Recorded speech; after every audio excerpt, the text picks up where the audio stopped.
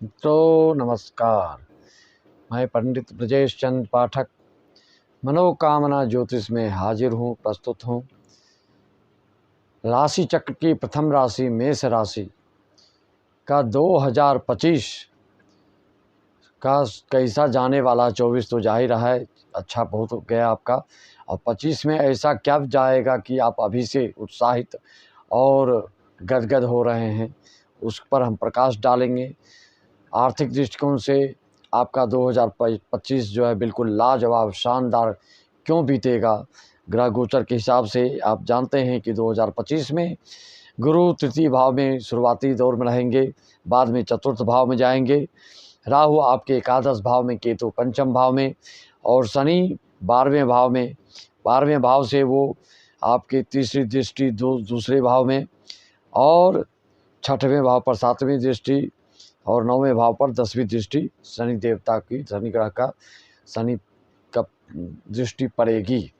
तो इससे आपको 2025 में क्या क्या लाभ होने वाला है। देश विदेश से आयात निर्यात करने वालों या कंस्ट्रक्शन से संबंधित जुड़ी हुई लोगों के लिए, या आईटी सेक्टर से जुड़े हुए लोगों के लिए, या बिल्कुल चल अचल संपत्ति से जुड़े हुए कारोबारों के लिए, मेष राशि वालों के लिए क्या क्या होने वाला है, उसको हम पॉइंट टू पॉइंट एक एक करके हम हर एक चीज़ पर प्रकाश डालेंगे। आप निश्चित रूप से इसको बिना स्किप किए पूर्ण रूप से सुने, और जैसे आप अभी तक स्नेह प्यार देते आए हैं, इसको लाइक और शेयर तो अवश्य करें। सब्सक्राइब तो कर ही लिए हैं आप लोग, और जो नए लोग हैं वो भी आपसे निवेदन है कि सब्सक्राइब कर लें। आपको हमारे चैनल के द्वारा बिल्कुल नई सी नई जानकारियाँ आपको प्राप्त होती रहेगी। उसके लिए बेल आइकन घंटी को दबा दें, तो आपको तत्काल जो भी हम वीडियो डालेंगे आपको प्राप्त हो जाएगी। मित्रों, सर्वप्रथम यह मेष राशि आप अपनी जन्म कुंडली के राशियों से देख सकते हैं। जिनकी जन्म कुंडलियाँ नहीं है, अपने नाम राशि दे सकती हैं। जिनके कुंडली में लग्न मेष लग्न है, वो और सटीक फलादेश आपको समझ में आएगी। सबसे ज़्यादा फलादेश लग्न के हिसाब से सटीक बैठता है।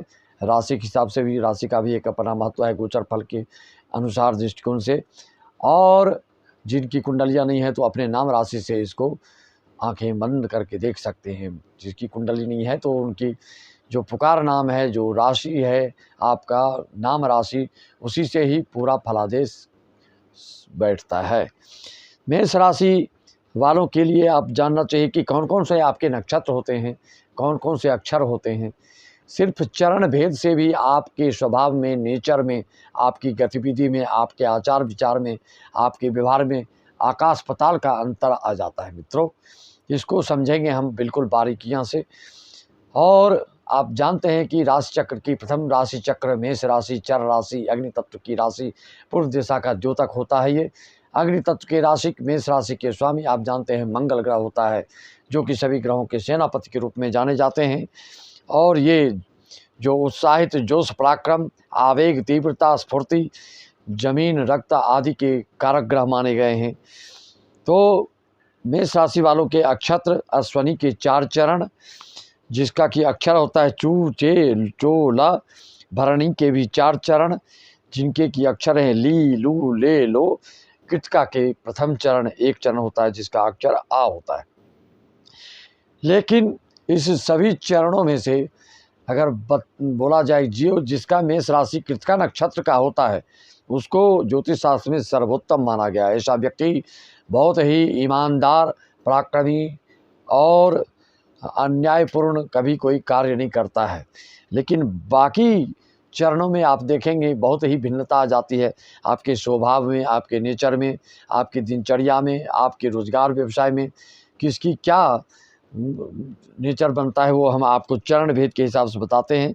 और बिल्कुल सटीक बैठा गया। आप अपनी कुंडली में देखें कि आपका नक्षत्र है और किस चरण में है, तो उसी तरह का आपका स्वभाव नेचर पाया जाएगा। मित्रों, आप जानते हैं कि मेष राशि के स्वामी मंगल हैं, और मंगलवार का हनुमान जी को जन्म हुआ है।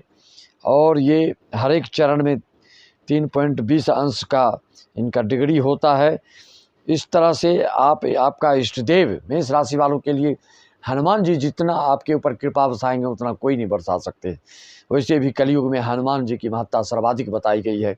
जो हनुमान जी को पकड़ लेगा मन से, उसका नैया पार हो जाएगा, वो भव से पार हो जाएगा। उसको किस तरह की कोई दिक्कत नहीं, भूत पिशाच निकट नहीं आवे, महावीर जब नाम सुनावे, ना से लोग हरे सब पीरा, जपत निरंतर हनुमत पीरा। हर एक चीज़ों से उबारने में हनुमान जी हमारे सक्षम है। और सब चिरंजीवी में हनुमान जी चिरंजीवी हैं। वर्तमान में भी जहाँ कथा होती है वो विचरण करते हैं, सबसे पहले आते हैं और सबसे लास्ट में जाते हैं।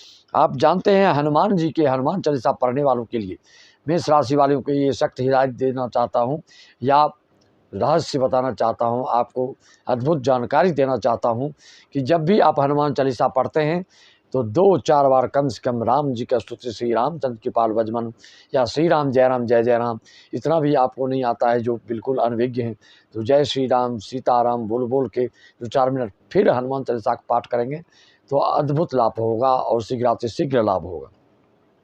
हनुमान जी के गुरु आप जानते हैं कौन है? बहुत कम लोग जानते हैं। उनके गुरु जी हैं सूर्य देवता। सूर्य देवता जो मेष राशि के हैं, अगर रक्त चंदन, लाल चंदन तांबे में डालकर जो प्रतिदिन अर्घ्य देते हैं तो उनके भाग्य में अवरोध को कोई रोक नहीं सकता है। ओम गृहिणी सूर्याय नमः बोल के सूर्य देवता को अर्घ्य आप डालें और इधर हनुमान चालीसा का पाठ करें कम से कम शनि मंगलवार को, तो आपकी कोई ऐसी विपदा आफत संकट नहीं है जो टल ना जाए, सब टल जाएगा मित्रों। इसलिए हनुमान चालीसा पढ़ने के पहले राम जी का स्तुति और सूर्य देवता को अर्घ्य अवश्य दें। प्रतिदिन सूर्य को अर्घ्य देने से मेष राशि वालों को भाग्य में 4 चांद लग जाता है। मेष राशि वालों का शुभ अंक 3 और 9 होता है। आपको शुभ तारीख ढूंढना हो तो 9 तारीख, 27 तारीख, 18 तारीख, इस तरह की तारीख, या 3 तारीख, 12 तारीख, 21 तारीख, 30 तारीख, या फिर आपको 1 तारीख, 19 तारीख, 28 तारीख, ये तारीखें आपके लिए शुभ होती है। शुभ रंग के दृष्टिकोण से देखा जाए तो लाल पीला आपके लिए बहुत ही शुभ माना गया है। और शुभ रत्नों की बात करें तो आपके लिए मंगल आपके राशि के स्वामी हैं, तो मूंगा की माला गले में पहने लाल धागा में बहुत शुभ रहेगा। या फिर और विद्यार्जन के लिए आप देखना चाहते हैं तो उसके लिए आपको माणिक धारण से संतान का लाभ, संतान की पदोन्नति, संतान से संबंधित जो दुख रहा है वो सब दूर होता है। और ज्ञान विवेक और मन में सात्विकता की विचारधारा आपकी बढ़ती चली जाती है और ज्ञान में निपुण हो जाते हैं, आप विशेष ज्ञानी हो जाते हैं। और आप जीवन में देखेंगे जो माणिक, अगर सूर्य कमज़ोर हैं आपके और अगर माणिक धारण कर लेते हैं आप 12 से 18 अंश के बीच, अगर आपके मंगल, सूर्य और गुरु देवता नहीं है तो आप इस रत्न को अवश्य धारण करें। और इस रत्न को धारण करने से आपके लिए बहुत ही शुभ फल मिलेगा। पुखराज धारण करने से आपके भाग्य में तीव्रता, भाग्य में अवरोध कैसा भी हो दूर हो जाएगा। उसके लिए पुखराज धारण विधिवत धारण करेंगे, जैसे मैंने आपको कि बताया कि मूंगा को धारण करना है।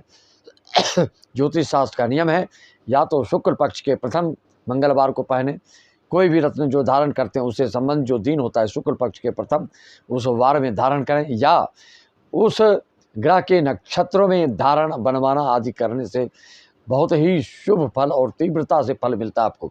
जैसे मूंगा धारण करना है तो उदाहरणार्थ मैं आपके लिए बताता हूँ, उसको मृगशिरा, धनिष्ठा या चित्रा में खरीदें और इसी नक्षत्र में पहने तो आपको काफ़ी लाभ महसूस होता है। मित्रों, मंगल आपको शुभ फल प्रदान करे, इसके लिए आप जानते हैं कि आपको अगर भाई से मनमुटाव, लड़ाई झगड़ा, केस मुकदमा आदि चल रहा है तो उसको अगर सुलझाते हैं, भाई के प्रति सहृदयता रखते हैं, मान लीजिए आप बड़े हैं और छोटे भाई को अगर प्रताड़ित कर रहे हैं तो आपका धन जो है इधर येन केन कारण इधर उधर से कहीं न कहीं बर्बाद हो ही जाएगा। ये शास्त्र का भी नियम है और बड़े बड़े संत महात्मा भी इस पर प्रकाश डाल चुके हैं। कोई मनगढ़ंत बातें मैं तो करता नहीं, सब शास्त्र सम्मत रहता है। मेष राशि वालों के लिए ऐसा बताया गया है कि आपका स्वभाव थोड़ा सा बिल्कुल अडिग, अटल, अखर शक्खर होते हैं। आप बिल्कुल सही बात को भी स्वीकारने में आपको टाइम लगता है, सुन तो सबका लेते हैं लेकिन अपने मन का ही करते हैं। आपकी चमकीली आंखें होती हैं, शरीर दुबला पतला होता है, आपको बीमारियों के दृष्टिकोण से पेट में शिकायत अवश्य रहती है, सिर में दर्द का शिकायत, माइग्रेन हो सकता है, लकवाजन्य रोग हो सकता है, शीत ज्वर, निमोनिया, ये आदि आदि बीमारियों के आपको दिक्कत आती है, फोड़ा फुंसी आदि, चर्म रोग आदि की भी संभावना बढ़ती है। मेष राशियों के कुंडली में अगर गलत योग हो तो ऐसा आदमी बड़े बड़े खूंखार चोर डकैत भी बनते हैं। आपने सुना है कई बड़े बड़े को अगर अनुकूल ग्रह हो जाते हैं तो आप पुलिस विभाग में, ऑफिस डिफेंस आदि में जाते हैं, पुलिस ऑफिसर बनते, प्रशासनिक विभाग में बड़े बड़े ओहदे पर, पद पर आप पहुंचकर देश के रक्षक के रूप में नेतृत्व करता भी ऐसे लोग देखे गए। शुभ रंग आपका लाल और पीला होता है। शुभ रत्न मूंगा, माणिक्य और पुखराज, ये तीनों अगर आप पहन लें तो आपकी ज़िंदगी में हर तरह की शुभ सुविधा मिलती है। मित्रों, धारण पर लोग रत्न तो खरीदते हैं लेकिन न खरीदने के समय देखते हैं न पहनने के समय, जिसके कारण आपको पैसा तो व्यय उतना हो ही जाता है लेकिन फल नहीं मिल पाता है। इसको विधिवत धारण करें तो आपको अवश्य फल मिलता है। मित्रों, नक्षत्रों में जो जिस ग्रह का नक्षत्र है उसी में धारण करें। ग्रह गोचर में देखा जाए तो प्रबल करने का उपाय मंत्र जाप के हिसाब से आपको मंगल का मंत्र का जाप करेंगे तो मंगल का बहुत ही आशीर्वाद मिलेगा। उस मंत्र का नाम है ओम अंग अंगारकाय नमः या ओम क्राम क्रीम करम सब ओमाय नमः जप सकते हैं। श्लोक के रूप में आप जपना चाहें तो ओम धरणी गर्भ समतम विद्युत काम समप्रम कुमार सब मंगल तम मंगल प्रणमाम्यहम श्लोक को भी जप सकते हैं। नवग्रह देवता का जो स्तोत्र है उसमें से मंगल देवता का श्लोक का भी जप करके आप बहुत ही विघ्न बाधा को टाल सकते हैं, या मंगल के गायत्री मंत्र को जप कर सकते हैं। भाई से अगर आपके किसी तरह अवरोध आए तो भाई से सौहार्दपूर्ण और अच्छा व्यवहार करने लगेंगे, प्रेम बढ़ाएंगे तो आपका काम अपने आप बढ़ने लगता है और मंगल देवता प्रसन्न हो जाते हैं, मंगल देवता का आशीर्वाद आपको मिलने लगता है। लाल धागा में मूंगा पहनिए और लाल रुमाल आप हमेशा पास में अवश्य रखें। मेष राशि वालों के लिए लाल रुमाल साथ में रखना बहुत शुभ होता है। और दान करना हो तो तांबा, सोना, ईंटा का आदि अगर निरुपाय निरीह दिनहीन व्यक्तियों को एक आध ट्रक ईंटा दे देते हैं, अगर आप धनवान हैं तो आपके मंगल का जो अवरोध है, मंगल जनित जो रोग है, चाहे रक्त का ज़्यादा प्रवाहित हो जाना या पैसा आदि ज़्यादा हो, से भगंदर आदि की से त्रस्त हैं, तो ईंटा का दान करने से आपको शीघ्रता लाभ में रोग आरोग्यता प्राप्त होने लगती है। मूंगा का भी दान आप कर सकते हैं तो उसे भी आपको लाभ होता है। माणिक्य धारण से आप विद्यावान बनते हैं, संतानवान बनते हैं, ज्ञानवान बनते हैं। जातक ऐसा जातक बहुत ही निपुण होने लगता है अपने विद्यार्जन में। एक महत्वपूर्ण जानकारी है कि मेष राशि वालों के लिए अगर आप अपने ज़िंदगी में पीछे का इतिहास उठाकर देखेंगे, अगर आप एजेड हैं तो, या अगर बालावस्था, किशोरावस्था, युवावस्था के हैं तो आप ज़िंदगी में अनुभव करेंगे, इस बात का एहसास करेंगे, अनुभूति करेंगे, अनुभव होगा आपको कि सिंह राशि वालों से आपका आर्थिक उपार्जन की विद्या आपको प्रदान की जाती है और सिंह राशि वाले से आपको विशेष विद्या अर्जन प्राप्त होता है। स्कूल कॉलेज या जिस क्षेत्र से जुड़े हैं उसका विद्या अर्जन करेंगे तो सिंह राशि वाले से आपको विशेष मार्गदर्शन होता है। अब भाग्योन्नति में अगर नौकरी, पेशा, रोजगार, व्यवसाय, आयत निर्यात जहाँ भी हैं, जिस क्षेत्र में है तो आपको धनु राशि वालों से भाग्य का उदय होता है। ये आप अपने जीवन पर नज़र दौड़ा कर आप देख सकते हैं कि धनु राशि और सिंह राशि वाले से आपको विशेष लाभ होता है हर तरह से। इसलिए ऐसी राशि वालियों से आप हमेशा बना के चलिए तो पता नहीं कि किस समय आपको भाग्य का साथ मिल जाए और उचित मार्गदर्शन मिले, जिससे कि आप काफ़ी तरक्की, उन्नति और उत्थान को प्राप्त कर सकते हैं। मित्रों, इस तरह से आप अपने जीवन में अवश्य अनुभव करते हैं और करते जाएंगे। इस चीज़ को सबको एहसास कराने के लिए आप इसको शेयर, लाइक अवश्य करेंगे। आपका भाग्य का उदय के जो होते हैं वो समय भी आपको मैं बताता हूँ। इसके लिए आपको क्या करना चाहिए, इनकी कृपा प्राप्त करने के लिए आपको ध्यान देना होगा सूर्य के मंत्रों पर, और मान सम्मान प्राप्ति करने के लिए आपको अपने पिता का भी मान सम्मान देते हैं तो आपके भाग्य में वृद्धि होने लगती है। पिता से लड़ाई झगड़ा करेंगे तो आपका भाग्य ऐसे ही बिल्कुल भाग्य का सर्वनाश हो जाता है। गुरु की कृपा प्राप्त करने के लिए आपको ओम ग्राम ग्रीम ग्रौम सा गुरुवे नमः का जाप कराइए, या श्रेष्ठ जनों का, बुजुर्ग जनों का आशीर्वाद प्राप्त करेंगे तो भी आपको फल मिलना चालू हो जाता है। या पीपल पेड़ की पूजा अर्चना करेंगे तो उसे भी आपका लाभ बढ़ने लगता है और दोष दूर हो जाता है। मित्रों, इस तरह से श्रेष्ठ जनों का आशीर्वाद, आप गुरु दोष हो आपकी कुंडली में तो लेना प्रारंभ कर दीजिए। आपके लिए शुभ दिशा पूर्व दिशा होता है, मैंने पहले बताया। और आपका जन्म, आपके जो आप तारे होते हैं ग्रहमंडल में, व्योम में, आकाश में, क्षितिज में, तो आप देखेंगे दिसंबर में मंगल ग्रह आपको रात में लगभग 9 बजे स्पष्ट रूप से दिखाई देगा आपको। शुभ अंक आपके लिए मैंने बता ही दिया कि कौन कौन सी तारीखें आपके लिए शुभ होती है। मेष राशि वालों के लिए मंत्र की बात की जाए तो ओम ह्रीम श्रीम लक्ष्मी नारायण नमः का जप करने से आपका बहुत ही आपको शुभ फल मिलता है। पेट के रोग, हैजा, पित्त, भगंदर और फोड़ा आदि आमाशय से संबंधित, पाचन क्रिया संबंधित ज़्यादा दिक्कत होती है तो ऐसे लोग के मन में चिड़चिड़ापन आ जाता है और क्रोधित होते हैं, बात बात में क्रोध करते। वैसे भी मेष राशि वाले जल्दी क्रोध आ जाता है इनको, लेकिन मन में ये गांठ बांध के रखते नहीं हैं।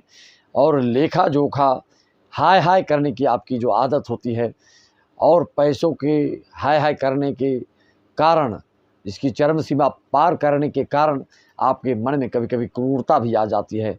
उचित जगह पर खर्च करने से भी आप कतराने जब लगते हैं तभी आपके भाग्य का समझिए कि मुख मुड़ने लगता है और आपकी ज़िंदगी का भविष्य उज्ज्वल जो होना चाहिए वो मटमैला होने लगता है। तो इस पर आप विशेष ध्यान दें कि उचित जगह में आप खर्च करते रहें, चाहे अपने ऊपर करें चाहे अपने सुहृद जन पर करें। उचित समय में भले आप करते हैं, 2 पैसे के बदला 4 पैसा आप खर्च कर देते हैं, लेकिन जहाँ उचित है वहाँ पे करने में कतराते हैं, ये आपकी आदत होती है। और लेखा जोखा करने में भी आपको ध्यान देना चाहिए, जिसके कारण आप जानते हैं मंगल मेष राशि जिसका हो और मंगल षष्ठम भाव में बैठे तो ऐसा जातक धांधली करने में भी कभी पकड़ में नहीं आता है। 2 नंबर की कमाई भी करता है तो ये कभी पकड़ में नहीं आता है। ये ज्योतिष शास्त्र का ऐसा नियम है कि मंगल अगर षष्ठम भाव में बैठे तो ऐसा आदमी 2 नंबर कमाई इफरात कर लेता है, लेकिन फिर भी पकड़ में नहीं आता है। शनि यहाँ बैठ जाए तो आप पशुधन से बहुत लाभ कमाते हैं और यश कीर्ति बहुत प्राप्त करते हैं। इस तरह के ज्योतिष शास्त्र में वर्णन आया है। 21 मार्च से 19 अप्रैल का जन्म होता है ऐसा मेष राशि वाले और ज़्यादा से ज़्यादा तरक्की भाग्यवान होते हैं।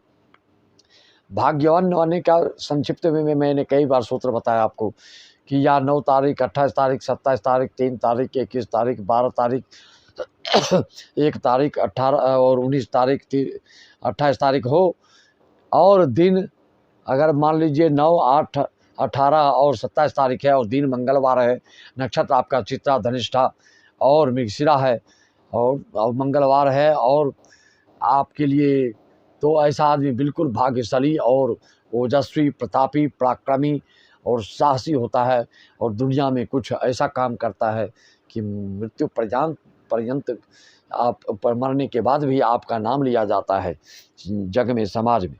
इस तरह से किसी के भी भाग्य को परखना हो तो इस तरह के सूत्र को आप अपनाकर बहुत कुछ जान सकते हैं।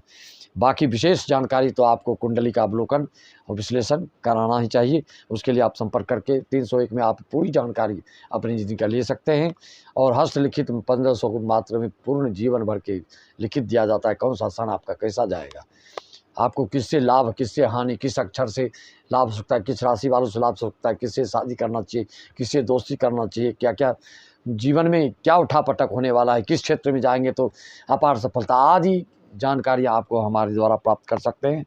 मित्रों, कई लोग आप बोलते हैं कि हमारी ये राशि है, हमको ये फल नहीं मिल रहा है। तो ज़रूरी नहीं है कि एक ही राशि होने से कि सबको बराबर फल मिले।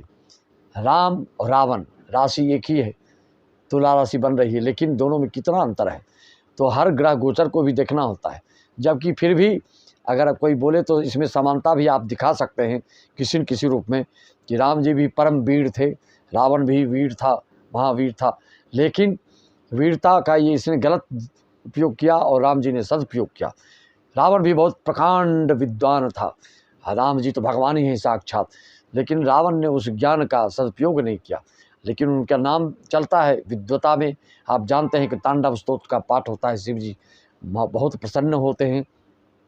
लेकिन सबसे बढ़ के होता है आचरण, चरित्र अगर आपका गिर जाता है तो फिर आपकी योग्यता, विद्वता, आस्तिकता, सात्विकता सब बर्बाद है समझिए। ये जितने भी पूजा पाठ, अनुष्ठान, धर्म, कथा, सत्संग जो भी होता है सब चरित्र के निर्माण के लिए होता है। जिस देश का चरित्र, जिस समाज का चरित्र, जिस व्यक्ति का चरित्र अगर पतन हो जाए तो फिर उसकी कोई महत्ता, उसका कोई मान सम्मान, उसका कोई समाज में स्थान नहीं रह जाता। इसलिए हमेशा इस चीज़ पर आप लोग ध्यान दें।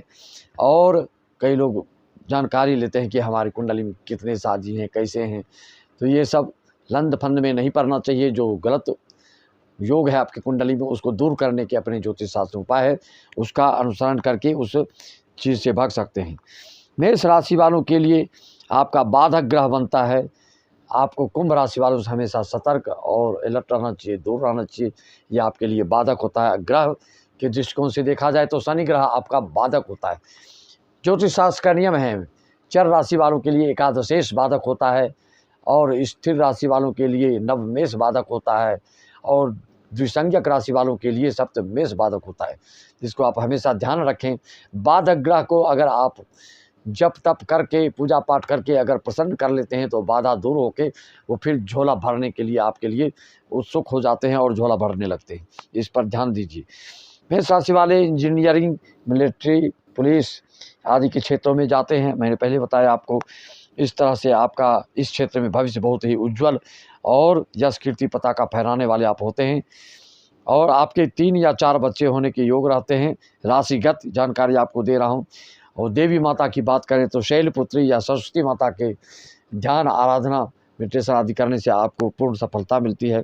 कर्क राशि वालों से आपको शादी दोस्ती कदापि नहीं करना चाहिए, नहीं तो बहुत दिक्कत होता है, इससे दुश्मनी रहती है आपको। अग्नि या वायु तत्व वाले से आपकी शादी, दोस्ती, मित्रता, रोजगार, व्यवसाय, कंपनी में आदि करेंगे तो बहुत ही अच्छा रहेगा। लेकिन ज्योतिष शास्त्र का एक और नियम है, जो जिस राशि का है उसी राशि में शादी करे तो भी आपको जीवन में दिक्कत होती है, चुनौती का सामना करना पड़ता है। इस चीज़ को कभी भूलें ना। 22 से 28 वर्ष में मेष राशि वालों की प्रायः शादी हो जाती है। और आपको सिर दर्द, माइग्रेन आदि की दिक्कत हो या इसकी शिकायत हो तो उसके निराकरण के लिए हम आपको उपाय बताएंगे। तांबे में या तांबे के धातु में मूंगा धारण करने से भी आपको बहुत शुभ फल मिलता है। लंबे समय वाले प्रोजेक्ट, लंबी अवधि वाली कोई कारोबार आप करें तो आपका मन बहुत जल्दी ऊब जाता है। लंबी अवधि कार्य करने के लिए आप हमेशा तैयार नहीं होते, उससे कतराते हैं। इस तरह की आपकी चंचलता होती है राशिगत। और मित्रों, इस तरह से पूरी जानकारी आपने हमारे मनोकामना ज्योतिष चैनल के द्वारा लिया। शनि आपके द्वादश भाव में है तो द्वितीय भाव पर दृष्टि से आपके कुटुंब परिवार दिक्कत सकता है। केतु आपके पंचम भाव में है तो 2025 में 6 महीना शुरुआती का बहुत ही हर दृष्टिकोण से, स्वास्थ्य हो, रोजगार हो, विद्यार्जन हो, देश विदेश जाना हो, हर दृष्टिकोण से शुभ ही शुभ फल मिलने वाला है। लेकिन पंचम केतु के फलादेश से आपके कुटुंब परिवार, धर्म पत्नी, दाम्पत्य जीवन आदि दुष्प्रभावित हो सकते हैं। और इसके लिए आपको केतु राहु की शांति से आपको शुभ फल मिलेगा। केतु के एकादश भाव में रहने से आप 2 नंबर की कमाई के क्षेत्र में होंगे तो अपार धनार्जन कर सकते हैं। लेकिन उसका सदुपयोग करने के लिए मैंने और भी कई वीडियो में बताया, जो अचानक राहु जब पैसा देता है तो उसको सदुपयोग करने के लिए उसकी शांति, उसका कोई धर्मार्थ कार्यों में अवश्य लगाएं। अन्यथा जैसे वो पैसा आता है उसी तरह से किसी न किसी रास्ते से बह के निकल भी जाता है। ऐसा भी ज्योतिष शास्त्र वर्णन है, कोई ऐसा बताते आपको नहीं है, लेकिन मैं आपको स्पष्ट खोल के बताता हूँ। अचानक जिसके पास बहुत धन आता है, बहुत खुश होता है, लेकिन अचानक उसका पतन भी ऐसा होता है कि फिर बहुत दुखी होता है। अचानक जो बड़ी उन्नति होना और बड़ा उत्थान होना और फिर विचित्र रूप से पतन हो जाना, कार सहित पूरी दुर्घटना होना, एरोप्लेन क्रैश हो जाना सपरिवार, ये सब अचानक वाली में ही आता है। अंगारक योग हो आपके कुंडली में और कई तरह के योगों से ये अचानक दुर्घटनाएं घटती हैं। शनि केतु की युति षष्ठम भाव में है तो भी अचानक दुर्घटनाएं होती हैं, हाथ पैर टूट जाते हैं, बहुत सारी बातें हैं। अपनी कुंडली को अवलोकन विश्लेषण करने के लिए आपसे करें। तृतीय भाव में गुरु से सप्तम भाव पर आपकी दृष्टि पड़ रहे हैं तो जब तक तृतीय भाव में गुरु हैं तब तक आपके लिए दाम्पत्य जीवन और दृष्टिकोण से विपत्तियों से भी लाभ मिलने का योग दिखा रहा है हर तरह से। और नवम भाव पर गुरु देवता का जब आंखें उस पर उनकी पड़ी, दृष्टि पड़ी, तो आप समझिए आपके भाग्य को कोई रोक नहीं सकता है। कोई विघ्न बाधा भी टालने की कोशिश करेगा तो भगवान की कृपा से, दैवी कृपा से आपके हर विघ्न बाधा संकट आप सब टल जाएंगे और आपकी कार्य सिद्ध होकर रहेंगे। चतुर्थ भाव में आएंगे तो फिर आपको कोई ऐसे सुहृद जन, कोई ऐसे बढ़िया दोस्त मित्र मिलेंगे जो कि आपके हर काम में सहयोग करके आपका नैया पार लगा देंगे। अगर किसी रूप से आपके मुकदमा चल रहा हो तो उसमें आपको विजय प्राप्त हो सकता है, हासिल हो सकती है, लेकिन ग्रहों को बलिष्ठ करना अनिवार्य होगा, अन्यथा इसके विपरीत भी परिणाम मिलने लगता है। अगर आपकी कुंडली में ग्रह गोचर उल्टा पुल्टा और अंशहीन और किसी क्रूर ग्रह से युति, दुष्ट ग्रह से युति बना ले तो इसमें फिर उल्टा पुल्टा फल मिलने लगता है। तो बोलते हैं आपने तो अच्छा बताया, इतना गलत कैसे हुआ। तो मैंने उदाहरण दिया राम रावण का, दोनों में वीरता, योग्यता, विद्वता सब चीज़ है, लेकिन अंतर क्यों आया? तो दोनों की कुंडलियों को अवलोकन करेंगे तो आपको पता चलेगा कि रावण क्यों चरित्रहीन हो गया और क्यों हर वर्ष जलाया जाता है, और राम जी का क्यों यश गान चारों युग में हो रहा है। ये ग्रह गोचर पर जब दृष्टि डालेंगे, नज़र डालेंगे, तब ये प्रमाणित होगा और आपके मन में विश्वास, श्रद्धा जगेगी। मित्रों, इसी तरह से कोई भी कार्यक्रम आपको हो तो हम हर राज्य में जाकर उपस्थित होते हैं। बड़ी पूजा के लिए, छोटी पूजा हो तो ऑनलाइन पूजा कराते हैं। सभी को राम राम, जय श्री राम, जय श्री राधे कृष्ण।